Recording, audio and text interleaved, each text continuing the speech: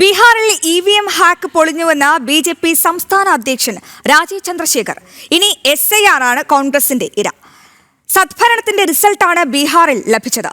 തെരഞ്ഞെടുപ്പിന്റെ സന്ദേശം ജംഗിൾ രാജ് വേണ്ട എന്നതാണ്. ബീഹാറിലെ ജനം അത് തീരുമാനിച്ചു. നരേന്ദ്രമോദി ഭാരതത്തിൽ വരുത്തിയ മാറ്റം കേരളത്തിലും കൊണ്ടുവരുമെന്നും അദ്ദേഹം ജനം ടിവിയോട് പ്രതികരിച്ചു.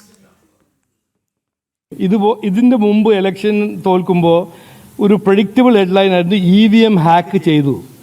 ഇനിയിപ്പോൾ അത് പൊളിഞ്ഞു. അപ്പോൾ ഇന്നത്തെ ഹെഡ്ലൈൻ ഇതായിരിക്കും.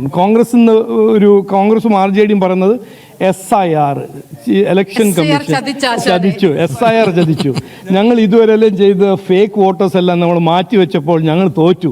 ഇതുവരെ അവർ 10 കൊല്ലം 11 കൊല്ലം എല്ലാ ഇലക്ഷൻ തോൽക്കുമ്പോൾ അവർ പറയും EVM ഹാക്ക് ചെയ്തു. ഇന്ന് അവർ പറയും SIR.